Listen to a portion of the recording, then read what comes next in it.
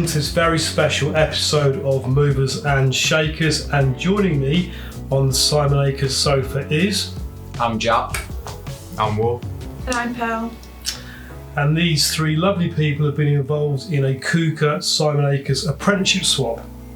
Firstly, guys, can we just ask you to mention to the camera what you do at Quooker and why you're here today? Perfect. So I am a sales expert at Quooker. So I am speaking directly to the customer, trying to sell them the systems and just pretty much advise what system suits themselves best. So I'm a service expert. I will deal with all the complaints, how I can obviously rectify the issues for the customer if they have a faulty system or a faulty tap, and just ensure that they're at the focal point of the journey. I work in Quooker's logistics department, and I'm sending out taps, tanks to all the customers. Great.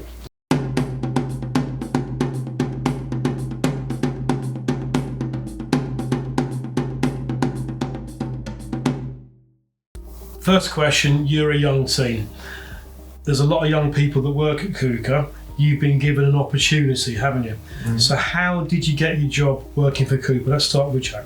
So when I was about at the end of year 10, so you're literally about to go into year 11 to GCSE, decided I didn't really want to stay at school, and it just wasn't for me. I was very privileged to go to a very good school, but it just wasn't for me. So then luckily I've known Stephen for a lot of my life, and he's given me the opportunity to go in the sales team. Only when obviously, back then it was only hard to get working there, but obviously give that opportunity, which I'm very grateful for. But yeah. So I'm assuming you didn't want to let him down, so that's why you've excelled and done what you've done so far. Yeah, no, it's definitely a massive motivation. Obviously, seeing everyone else go to uni. Yeah. So you want to obviously go to that next level. Yeah. And obviously I'm very competitive, so beat my friends. And who's the best salesperson at Quooker? Obviously, as a salesman, I'm going to have to sell myself and say myself. Yeah. And yourself, Will, how did you get the job at Quooker? So I came through a recruitment agency. I left one of my recent jobs where I was working in sales. And then obviously I just got a random call 8 o'clock in the morning saying, we're looking for a service expert at Quooker. Right. Then obviously I snapped at the thing, did a bit of research for the company, and it was an amazing company to work for. So you did your research and you said, I want to go for that job interview. Absolutely. Yeah. What made you want to go for that job interview? Just an amazing company to work for. Everything's on the website, the people there, and meet the team. It's all plastered all over the website, and you just couldn't work for a better company. Okay, fantastic. And yourself, Paul? In college, I didn't have a clue what I was going to do, and luckily my parents knew Stephen and gave me a great opportunity. Right, so another connection there. So again, you don't want to let Stephen down for the same reason as Jack. You've been given an opportunity, yeah?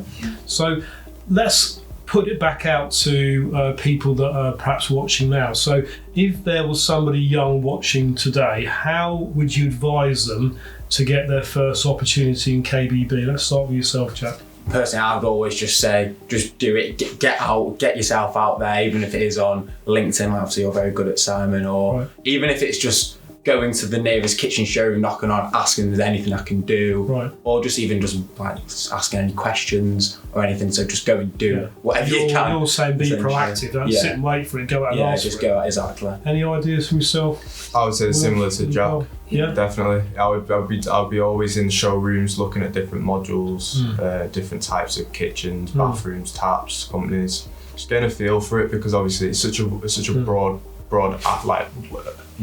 I don't know how to say it, to be fair. My mind went blank. It was like such a broad environment to be in, and there's endless opportunities to progress. And it's definitely something that young people should definitely get into. Yeah, and I think you said it, Will, was good advice you gave was do your research. Yeah, absolutely.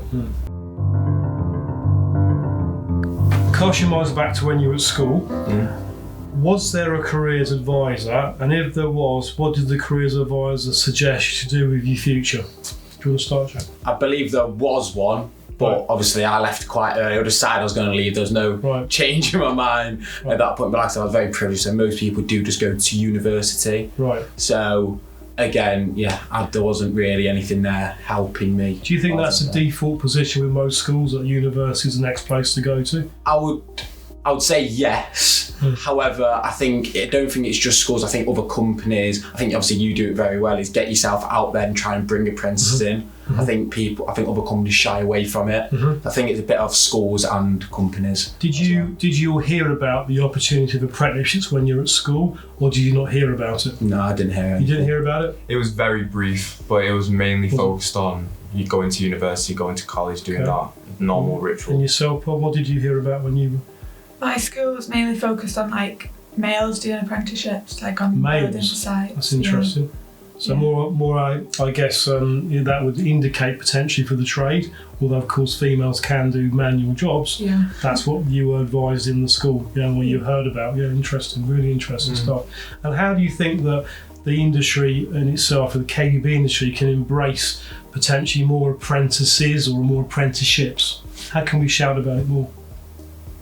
It's just about getting more young people involved, just spreading the word out. Obviously, like ourselves, we are the youngest in the Quooker, so with us recommending it to like people our age range just to get involved, because it is such an amazing environment and such a good industry to be in, and it just spreads the word, and obviously it'll grow in popularity. I mean, in your department, Will, what would you say the average age of an installer is that goes out to a customer's house? I'd say around 45. Yeah, 45. Yeah, our engineers are quite obviously older than ourselves. Yeah. But obviously, if you're talking like office based, but that's an issue in itself, isn't it? So there's no reason why somebody of your age can't train to become an engineer. Oh no, absolutely, yeah. Yeah, and that's what you guys do. Most definitely. Do you want to talk about that to the camera? What do we do at Quooker about investing in young people to become engineers? What are you doing currently? So we've actually got a few people. I work in we've got a few different offices at the moment, but I work in one of them where we've got one of our engineers called Matt, or was actually brought in 2 more apprentices. Nice. I believe, don't get shoot me the messenger, but I believe they're both 20, and they both come in, they're very, very good. And they're just training, so I've seen them actually come and going from the offices. It sounds like they're doing really, really well. Yeah. So we are obviously trying our best. And I think, again, it's kind of what Will said, just try and get yourself out there. I think young people are always the hungriest, because they want to make something of themselves. So as long as you give them that opportunity, then... And there's a great example of what you're saying there, is that Quooker are actually grasping hold of this potential issue for the future, and you're doing something about that. So I guess the advice is, if more KBB companies could consider taking somebody on to train them up, whether it be a government standard or basically a training in-house situation, that's going to give us a more vibrant, better future for you guys. Yeah, absolutely. We also do a programme where, in our department especially, where everyone goes out with an engineer, just so you can obviously get the feel for it. Yeah. Amazing. In the same way you're doing this apprenticeship swap, it's getting more information about what's out there and what opportunities are available. It's great. Good to hear. Here's a general question. So what do you put the success of Quooker down to?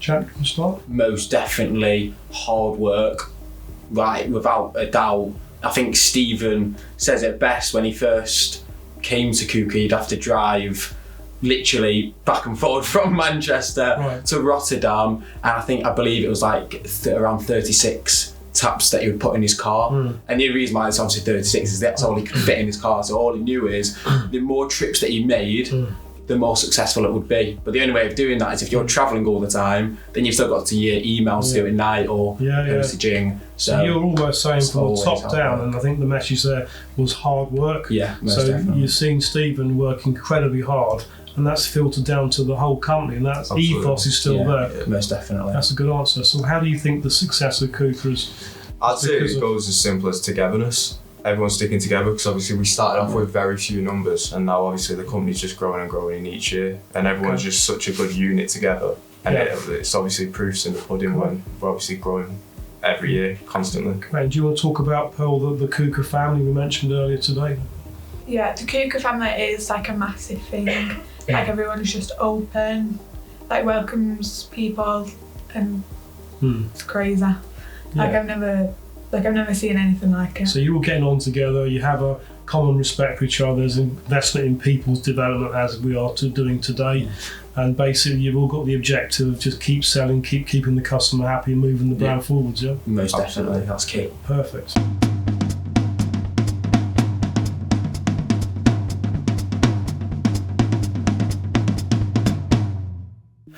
So could one of you just relay an example of somebody who's joined Quooker and progressed through the ranks and why?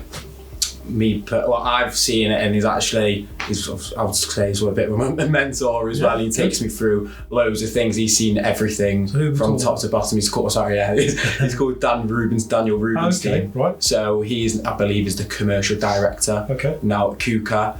And he started as what I'm doing now, sales, but then he was actually working from Stephen's flat. So I'm very privileged. I'm working from an office. It's amazing. Okay. He was in it from Stephen's flat, and now he's worked all the way up to be commercial director now. So why has Daniel been successful? What do you think? What are his attributes? Determination. Yeah, nothing stopping him. Okay. Yeah, good. So that's advice again. If you want to achieve something in life, be determined, work hard again, come back to that and say, don't we? Yeah, and ask for it. Yeah, ask for the opportunity. Let's talk about aspirations for the future. So if we could just ask each of you, where do you think you'd like to be in, say, 5-10 years' time, Jack? Well, I'm quite ambitious. Hopefully, in that 10 years' time, I can hopefully say I'm running Quooker or help there, get like around the MD. Yeah, Stephen, I'm coming for your job. Absolutely fine. Well, he'd love it to say that, by the way, I'm sure. Yeah, absolutely. So you're going to become MD, Will? I'd love to be the marketing director and stuff like that, yeah.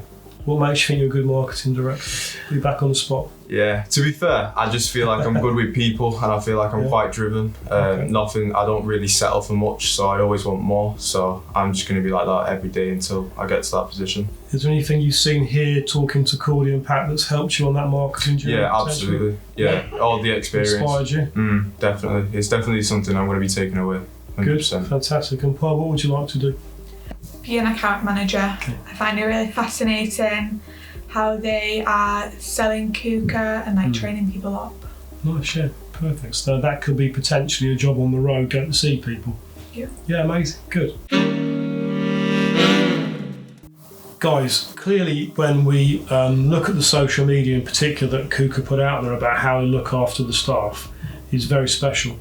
What advice could you give other companies on how they could retain their staff and motivate their staff? Jack?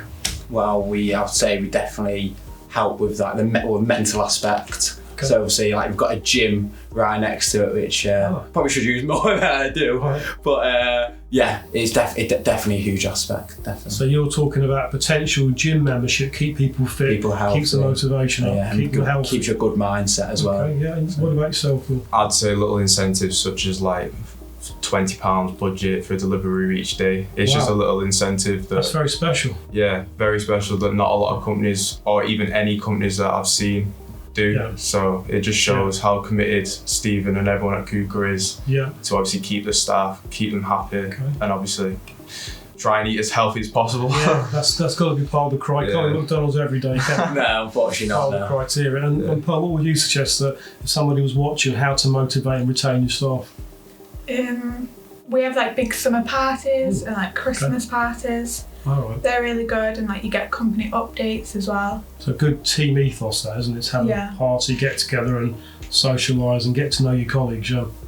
Now, all types of diversity is important in any company. So what do you think are the direct benefits of having a more diverse workforce, and particularly at Quooker? Me personally, I'd always say you've got everyone, or people work together. So I think if you're the opposite, you actually work better weirdly together, because there's no point in having two people with the same skill set work together. If everyone's different, then you're going to work a lot better as a team. Yeah, that's a good answer there, Jack. And Will, yourself? I'd say the exact same thing. Yeah. Everyone dropping in the same things, it wouldn't work. It's if someone, for example, comes in new and brings in something that we've never seen before, it just adds to that mixture. Yeah. So it's obviously creating such an amazing thing. Different to ideas, grow different skill sets, different way of thinking potentially. Yeah. And what about yourself, Paul? What do you think? Why is diversity important in the workplace? I'd say the same as these two. It is very important, like just the difference of everyone. Now, looking at, obviously you guys are fairly young in comparison to most companies, so what are the benefits or the direct benefits that a young person can bring, do you think, to a company? I'm always going to say, I think the age is the best part. I always will do, I'll always say that because it's the youthfulness. Everyone wants to youthful, even if someone that's 50, you'll always say to me, or however old, always I wish I was your age. Right. And because of youthful, your excitement, your hungerness is always at your level high. So that's also about good attitude. You guys have got good attitude anyway, but you're saying that you believe that somebody that's younger, because they want to learn, as long as they've got good attitude, that feeds through the company. It's a positive way. Most definitely. 100%. Okay. So what else, Jack, do you think is important in terms of diversity in the workforce? I mean, no matter if it's your age, your ethnicity, even if obviously you've got to say dyslexia, ADHD, or anything like that. I think it's obviously is this if you're old, your age is just a number. At the end of the day, if you're better than someone at that job, then there's no reason why not even just should have the job, but also get recognised for the good work you are doing as well. Great. Last question. You've done really well, guys. I always ask this question. So, can you relay something amusing from your career so far that we could learn from, Jack? So when I actually it was one of my first shows when I was 16. So I was in London, obviously there selling Quooker, and then some guy obviously comes up to the stand, and the first thing I do is pounce on him and try and sell him a Quooker, obviously being very excitable. And then next thing I know, he's actually one of the people that build the stands. He was just coming to have a look. He's already got a Quooker and he was just looking at the stand. So one thing I've definitely learned is take a step back, ask the customer a few questions before. Yeah, so always ask the customer plenty of questions first, then pitch. Yeah, otherwise so you pitched him first, yeah, I was too excited. Okay, and yourself, Will? I've had a customer call in a couple of weeks ago complaining that the tap wasn't working. And obviously that I can't believe that with a Quooker tap. No, literally. Yeah. So I obviously asked him to send in a couple of videos and some photos. Okay. Just so obviously I can see a bit of an insight in regards to what I can actually do for them on a call. So what happened? The tank wasn't even turned on. So obviously they weren't getting any power to the tap, so resulting in no. So you hadn't switched on the tank underneath. Yeah, that's why it wasn't working. Yeah. So how could we learn from that for the future? Just obviously, just get as much information as you possibly can. Likewise, it's so asking important. Plenty of questions. Because it not only wastes the customer's time, it also obviously affects our time when we could be dealing with something much bigger. It's just like customers sometimes believe things through the case and sometimes they're not. 100%. Well, in the logistics department, we work with courier companies, and we once had this driver throw a cube which gives like sparkling water. That's quite an expensive item. Yeah, very expensive and very heavy as well. Right, yeah. And this DPD driver just chucked it over the fence. Right. So hadn't realised the value in the box and threw that over the fence, yeah. So what happened? The customer called up? Yeah, the customer called up and was not very happy. Oh, right, yes. How can we learn from that? Put more fragile stickers on these boxes, I would imagine. I'll answer the question. A bit more duct tape. Absolutely, you get a bit more duct tape. Guys, listen, thank you ever so much for joining Special Movers and Shakes. I'm sure you've got a fantastic career ahead of yourselves. You're working for a fabulous company. You've come here today, and I'm sure your learning journey will continue. So thank you very much. Thank you so much, Simon. Thank you. We hope you've enjoyed this Special Movers and Shakers. If you've liked what you've seen, you can press the like on the YouTube channel. If you'd like notifications of future Movers and Shakers, hit the bell icon and you will receive a notification. Thank you for watching.